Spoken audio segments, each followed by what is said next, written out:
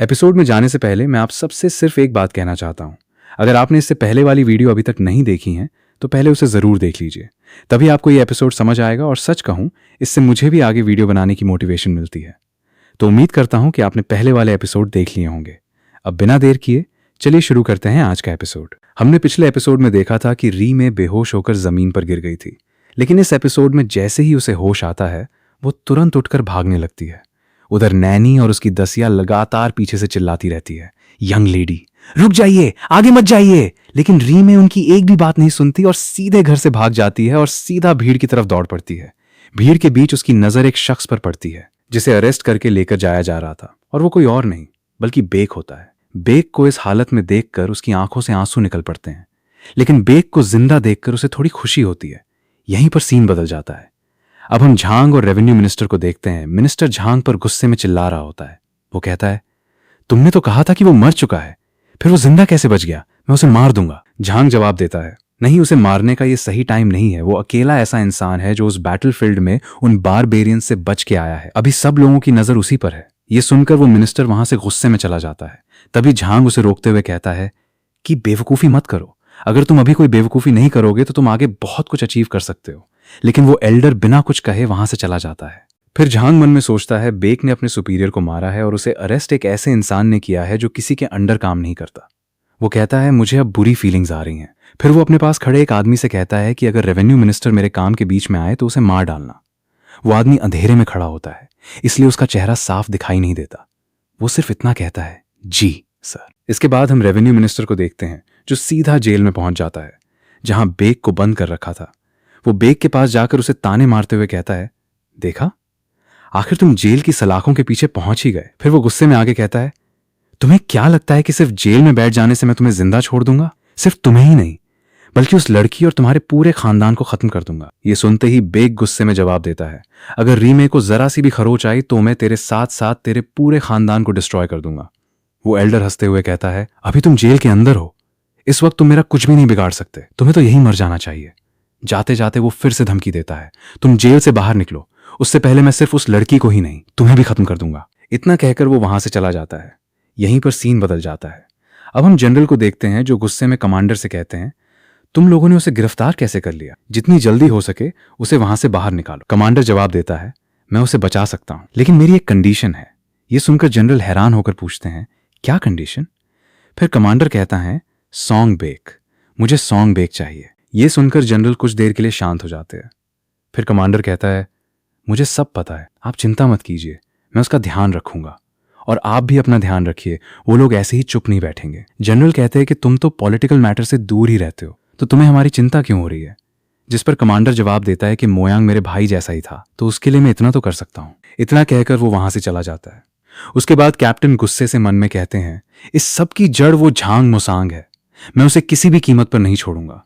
लेकिन उन्हें क्या पता था कि बाहर झांग मुसांग का भेजा हुआ आदमी छिपकर उनकी सारी बातें सुन रहा है। वो मन में सोचता है, इनकी बातें सुन के तो पता चलता है कि अभी इनके पास झांग मुसांग के खिलाफ कोई एविडेंस नहीं है। अब बस रेवेन्यू मिनिस्टर ही प्रॉब्लम क्रिएट कर सकता है। लेकिन झांग मुसांग ने बोला है कि अगर वो किसी काम के बीच आएगा तो उसे जान से मार दूं। मुझे ये सब खबर तुरंत जाकर रिपोर्ट करनी होगी। जैसे ही वो वहां से जाने वाला होता है, तभी दूसरी तरफ रीमे और नैनी के बीच बहस शुरू हो जाती है। नैनी बार बार कहती है, लेडी आप वहां नहीं जा सकती, लेकिन रीमे बार बार जिद करती है कि नहीं, मैं जरूर जाऊंगी। नैनी फिर समझाने की कोशिश करती है, अगर आप वहां गईं तो किसी बड़ी मुसीबत में फंस सकती हैं। लेकिन रीमे अपनी जिद पर अड़ी रहती है, कुछ भी हो जाए मैं जाऊंगी ही। आखिर में नैनी मजबूरी में उसे जाने देती है। यह सब देखकर वो जासूस भी वहां से चुपचाप निकल जाता है। अब हमें दिखाई जाती है जो अकेले किसी सुनसान रास्ते पर चल रही होती है। अचानक उसे ऐसा महसूस होता है कि कोई उसका पीछा कर रहा है। वो तुरंत पीछे मुड़कर देखती है, लेकिन वहां कोई नहीं होता।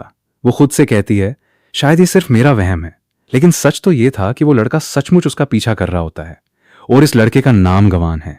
इसके बाद हम झांग मुसांग को देखते हैं जो गुस्से में कहता है, गवान तुम आखिर हो कहाँ? अब तक आए क्यों नहीं? इतने कहते ही वो अपनी एनर्जी का उसे करके हाथ में पकड़ा चाय का कप तोड़ देता है। पास खड़ी एक सर्वेंट तुरंत कपड़े से उसका हाथ साफ करती है। फिर वो एक सैनिक से पूछता है कि सॉन्ग बेक की इंटेरोगेशन कब शुरू होगी। वो सैनिक जवाब देता कि कल शुरू होगी। ये सुनकर वो मन में सोचता है कि एक बार जब इंटेरोगेशन शुरू हो जाएगी उसके बाद रेवेन्यू मिनिस्टर कुछ नहीं कर पाएगा, लेकिन उससे पहले वो जरूर कुछ ना कुछ करने की कोशिश करेगा। फिर वो अपनी सॉर्ड मंगाते हुए कहता है कि ये मैटर मैं खुद पर्सनली ही सॉल्व करूंगा। अब हम एक रेड लाइट एरिया देखते हैं जहां री में धीरे धीरे चलते हुए आती है। रेड लाइट एरिया क्या होता है ये आप सभी जानते ही होंगे। यहां भी बिल्कुल वैसा ही माहौल होता है। कोई कह रहा होता है बस एक टोकन दीजिए, मैं अभी आपके साथ चलती हूँ। तो नीचे से कोई दूसरा आदमी चिल्ला रहा होता है, नहीं पहले मैं जाऊंगा। ये सब देखकर रीमे हैरान रह जाती है। फिर हम रीमे को एक लेडी के पास देखते हैं। रीमे कहती है कि मैंने सुना है कि वो लोग कुछ भी कर सकते हैं। तो वो लेडी चिल्लाते हुए कहती है, ओह मिस, उस जगह की तो बात ही मत करिए। फिर वो आगे कहती है कि अगर तुम्हें पता होता कि हाउमैन कैसे होते हैं तो आप यहां आती ही नहीं। जिस पर रीमे पूछती है कि आखिर वो लोग कैसे हैं। वो लेडी बताती है कि हाउमैन के लोग मार्शल आर्ट के लोगों से बहुत अलग होते हैं। वो एक ठग्स का ग्रुप है जिनके पास हर किसी की जानकारी होती है, लेकिन वो किसी नॉर्मल पीपल के लिए काम भी नहीं करते। वो उन्हीं लोगों का काम करते हैं जिनके पास पावर हो या वो मार्शल आर्ट से बिलोंग करते हो। और हाउमैन के लोग रेड लाइट एरिया के पास ही मिलेंगे, लेकिन उस जगह तुम्हारी जैसी सुंदर लेडी को नहीं जाना चाहिए। वो उसे गुस्से से समझाती है, तुम्हें उस जगह नहीं जाना चाहिए, बिल्कुल नहीं। रीमे कहती है, ठीक है मैं समझ गई। इतना बोल के वो वहां से चली जाती है। इसके बाद वो फिर से अपना भेष थोड़ा बदलती है और फिर दोबारा उसी रेड लाइट एरिया के अंदर चली जाती है। अंदर पहुंचकर वो चारों तरफ ध्यान से देखने लगती है। कुछ देर बाद उसकी नजर एक गंजे आदमी पर पड़ती है और वो सीधे उसके पास जाके बात करती है और उन लोगों के बारे में पूछती है। जिस पर वो आदमी रीमे से कहता है, जिन लोगों को तुम ढूंढ रही हो वो तुम्हें यहां नहीं मिलेंगे। हाउमैन बहुत ही ज्यादा एक्सपर्ट होते हैं, वो अपनी आइडेंटिटी छिपा कर रखते हैं। मुझे नहीं पता तुमसे किसने कह दिया कि वो लोग तुम्हें यहां मिलेंगे। ये सुनकर रीमे वहां से चली जाती है। उसके जाने के बाद वो सोचता है शायद इसने हाउमैन के बारे में कहीं से सुन लिया होगा। फिर कहता है मुझे माफ करना, लेकिन हर कोई उनसे नहीं मिल सकता है। तभी उसके पीछे से एक आवाज आती है, अरे उस लड़की को मेरे पास भेज दो, बदले में इस बैग में जितने पैसे हैं सब तुम्हें दे दूंगा। इसके बाद सीन कट होता है। हम रीमे को देखते हैं जो रास्ते में चल रही होती है। अचानक उसके पीछे से आवाज आती है, क्या तुम हाउमैन्स को ढूंढ रही हो? वो पीछे मुड़कर देखती है, वहां एक बच्चा होता है। फिर वो हंसकर कहता है, अगर तुम्हें उन लोगों के पास जाना है तो मेरे पीछे पीछे आओ। इतना कहकर वो सीटी बजाते हुए आगे आगे चलने लगता है। चलते चलते रीमे देखती है कि वो शहर से काफी दूर आ गई है। वो पूछती है कि क्या वो लोग इतनी दूर रहते हैं? लड़का जवाब देता है, हाँ वो लोग यही रहते हैं, बस हम आ ही गए। थोड़ी दूर जाकर वो तेजी से एक घर की ओर भागता है और कहता है, मैं उन्हें बता देता हूं कि मैं आपको लेकर आ गया हूं, आप भी जल्दी आइए। रीमे मन ही मन सोचती है कुछ तो गड़बड़ है, लेकिन अब यहां तक आ ही गई हूं तो आगे जाना ही होगा। जैसे ही वो आगे बढ़ती है, सामने का नजारा देखकर एकदम चौंक जाती है। सामने वही 4 आदमी बैठे हुए होते हैं। उन्हें देखकर वो छोटा लड़का मुस्कुराते हुए कहता है, लो आपकी पसंद का शिकार मैं ले आया। वे लोग उसे पैसे देते हैं। लड़का खुशी से कहता है, ठीक है, बहुत बहुत धन्यवाद, और वहां से तुरंत निकल जाता है। जाते जाते वो रीमे से कहता है, आप बुरा मत मानिए, इस इलाके में ये सब बिल्कुल आम बात है, इसलिए ज्यादा परेशान मत होइए। ये बोल वो वहां से चला जाता है। अब चारों आदमी धीरे धीरे रीमे को चारों तरफ से घेर लेते हैं। उनमें से एक लड़का हंसते हुए कहता है कि अरे क्या बात है, ये तो डोंग बैंग री है, क्या तुम्हें मैं याद हूं? ये वही लड़का था जिसके वेडिंग प्रपोजल को रीमे ने पिछले एपिसोड्स में रिजेक्ट किया था। वो आगे कहता है, तुम इस टाइम रेड लाइट एरिया में क्या कर रही हो? और ये कहते ही वो उसकी तरफ आगे बढ़ने लगता है। तब रीमे हाथ में नाइफ पकड़ के कहती है, मेरे पास आने की कोशिश मत करना, नहीं तो बहुत बुरा होगा। तुम्हें पता है कि मेरे फादर यहाँ के जनरल हैं, वो तुम्हें छोड़ेंगे नहीं। जिस पे वो लड़का कहता है कि जनरल तो कुछ भी नहीं कहेंगे, क्योंकि उन्होंने ही तो हमारी शादी अरेंज की थी, और इस टाइम उनकी ऐसी सिचुएशन है नहीं जो वो मेरे फादर से दुश्मनी करेंगे। इतने में ही एक लड़का पीछे से आकर उसे कसकर पकड़ के उठा लेता है। उसके हाथ में जो चाकू था वो भी नीचे गिर जाता है। रीमे पूरी ताकत से मदद के लिए चिल्लाती है, लेकिन उसकी आवाज सुनने वाला वहां कोई नहीं था। उसी समय एक दूसरा आदमी हंसते हुए कहता है, मैंने पहले ही कहा था ना, अगर चुपचाप हमारी बात मान लेती तो ये सब नहीं होता। अब एक काम करो, हम चारों को ही अपना हस्बैंड बना लो। इतना कहकर वो चारों जोर जोर से हंसने लगते हैं। रीमे मन ही मन बेग से माफी मांगते हुए रोने लगती है। उधर जिसने उसे पकड़ रखा था वो भी हंसते हुए कहता है कि चलो इसका फर्स्ट हस्बैंड में ही बन जाता। तभी अचानक एक तेज धार वाला चाकू आकर सीधे उसके सिर में घुस जाता है। ये अटैक किसने किया, किसी को कुछ समझ ही नहीं आता। वो आदमी तुरंत रीमे को छोड़ देता है और वहीं जमीन पर गिर पड़ता है। रीमे भी नीचे गिर जाती है और हैरानी से सोचने लगती है, ये कैसे हुआ, आखिर ये किसने किया? बाकी तीनों भी सदमे में आ जाते हैं। उनमें से एक गुस्से में चिल्लाता है, तूने उसे कैसे मार दिया? इतना कहकर वो अपनी सॉर्ड लेकर रीमे की तरफ दौड़ पड़ता है। उसके साथ खड़ा दूसरा आदमी उसे रोकने की कोशिश करता है, लेकिन वो उसकी बात नहीं सुनता। जैसे ही वो आगे बढ़ता है, अगले ही पल उस पर लगातार 2 अटैक होते हैं। जिससे उसका सर धड़ से अलग हो जाता है। रीमे ये सब देखकर पूरी तरह हैरान रह जाती है। उसे अभी तक समझ नहीं आ रहा था कि उसकी मदद आखिर कर कौन रहा है। अब तक 2 लोग मारे जा चुके थे। तभी अचानक उस घर की छत से कुछ आवाज आती है। रीमे और बाकी बचे दोनों आदमी ऊपर की तरफ देखते हैं। छत के ऊपर एक आदमी खड़ा था जो उन दोनों से कहता है, तुम लोगों का बहुत बहुत शुक्रिया जो डोंगबैंगरी को यहां तक लाए, लेकिन मैं कोई भी एविडेंस नहीं छोड़ सकता, इसलिए तुम लोगों को मारना होगा। ये सुनकर वो दोनों डर जाते हैं और उनमें से एक आदमी अपनी जान बचाने के लिए वहां से भागने लगता है। लेकिन वो कुछ ही कदम दौड़ पाता है कि अचानक एक चेन वेपन से उसकी गर्दन पे अटैक होता है। एक ही अटैक में उसकी भी गर्दन धड़ से अलग हो जाती है और वो भी वहीं मारा जाता है। जिस आदमी ने चेन वेपन से अटैक किया था अब वो भी सामने आ जाता है। उसके हाथ में वही छोटा लड़का भी होता है। उसे देखकर रीमे हैरान होकर कहती है, अरे ये तो वही बच्चा है जो मुझे यहां लेकर आया था। वर्गी से भी ये लोग अपने साथ ले आए। तभी वो आदमी कहता है, अब सब बाहर निकल आओ। तभी उसके सारे आदमी निकल आते। पहले ऐसा लग रहा था कि वहां 2 ही लोग हैं, लेकिन वो 5 लोग होते हैं। उनके सामने बचा हुआ आखिरी आदमी डर के आगे घुटनों के बल बैठ जाता है और गिड़गिड़ाते हुए कहता है, प्लीज मुझे जिंदा छोड़ दीजिए। आप जो भी कहेंगे मैं बिना किसी सवाल के मान लूंगा, जरा भी आपकी बात नहीं टालूंगा, बस मेरी जान बख्श दीजिए। तब उनमें से एक पूछता है, क्या सच में आखिरी सांस तक मेरी हर बात मानोगे? वो तुरंत जवाब देता है, हां मैं सब कुछ मानूंगा। इसके बाद वो अचानक ही एक अटैक करके उसे भी मर डालता है। अब उसकी नजर रीमे पर जाती है। उसे देखते ही वो कहता है, क्या यही डोंगबैंगरी है? वो उसे देखकर कहता है कि ये इतनी खूबसूरत है इसीलिए यहां के सारे लड़के इसके पीछे पागल हैं। वो आगे कहता है कि वैसे भी तुम मरने ही वाली हो, चलो पहले कुछ मजे करते हैं।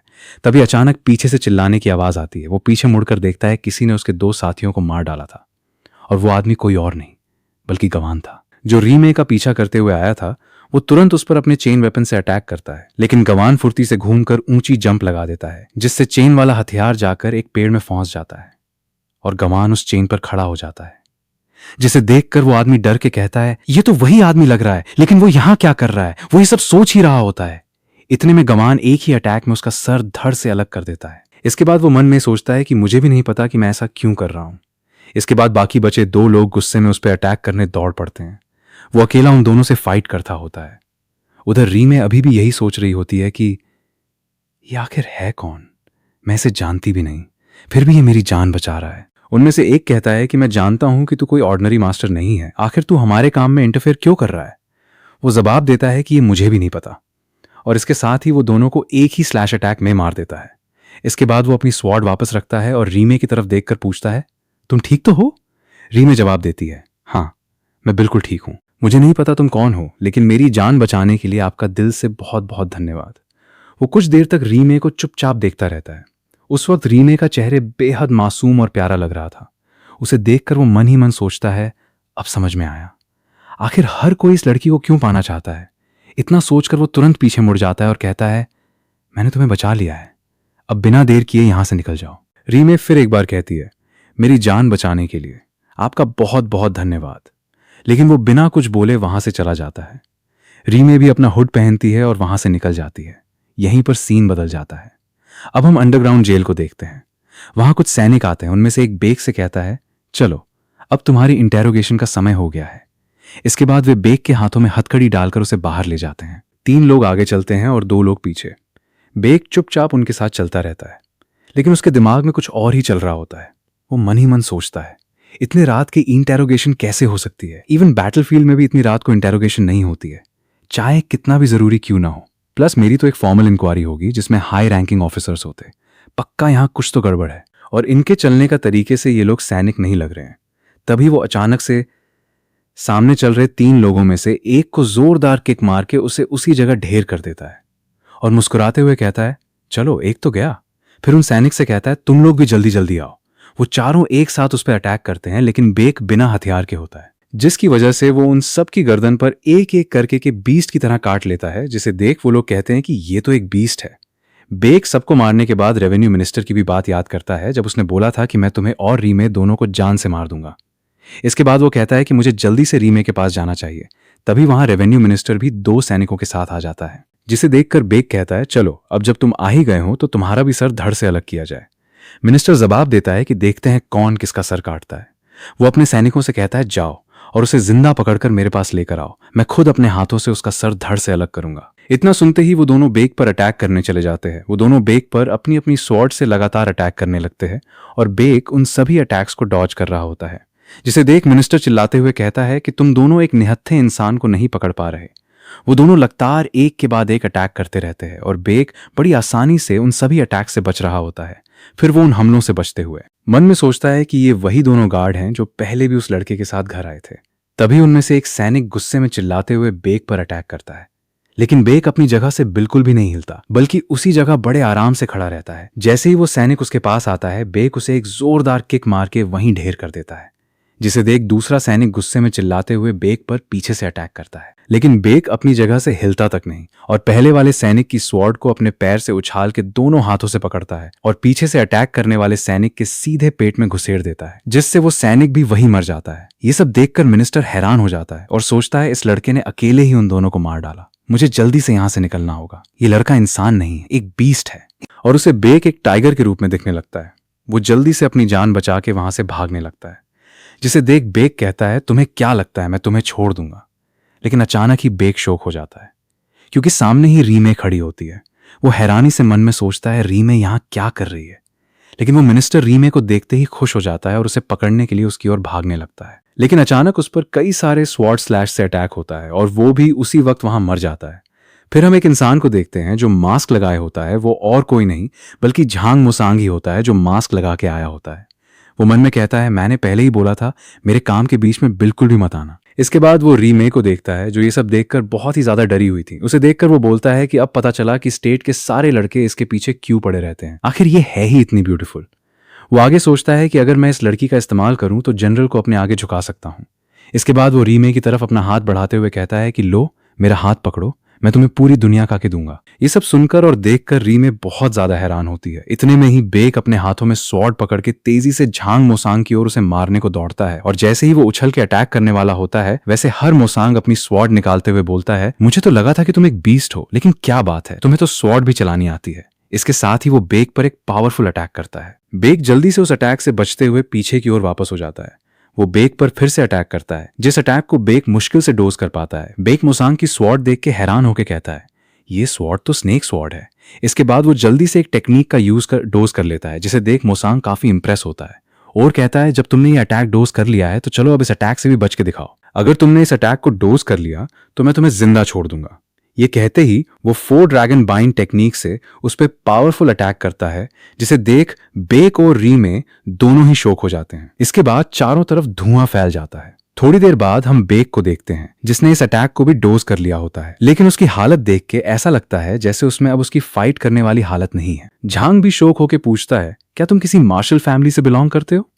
तुमने जिस फुटवर्क टेक्निक का यूज कर मेरे 4 ड्रैगन बाइंड टेक्निक को डोज किया है, उस टेक्निक को कोई ऑर्डिनरी सोल्जर यूज नहीं कर सकता।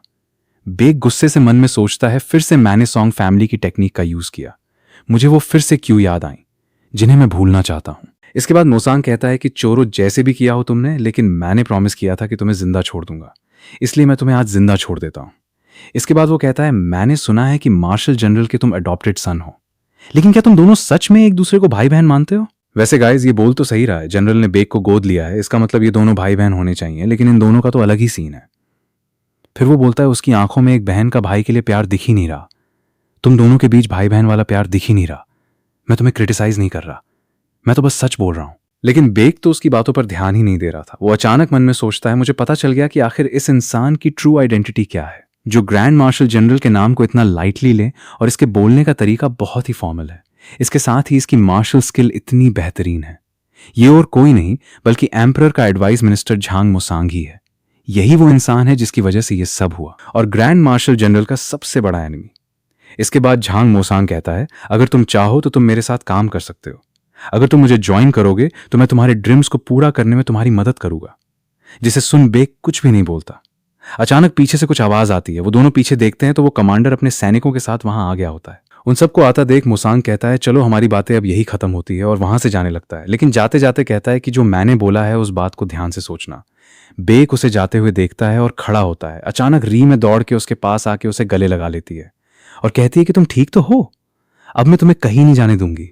उन दोनों को ऐसे गले लगे देख वो कमांडर और उसके सैनिक देख के शौक हो जाते हैं और वो अब वहीं रुक जाते हैं। इसके बाद हम मार्शल जनरल को देखते हैं जो कमांडर के सैनिकों के पीछे वहीं खड़े होते हैं और उन दोनों को भी ऐसे गले लगे देख लेता है। इसके बाद हम रीमे का घर देखते हैं। रीमे जल्दी जल्दी कहीं दौड़ के जा रही होती है। वो इतनी जल्दी में होती है कि भागते भागते कुछ सर्वेंट्स में टकरा जाती है।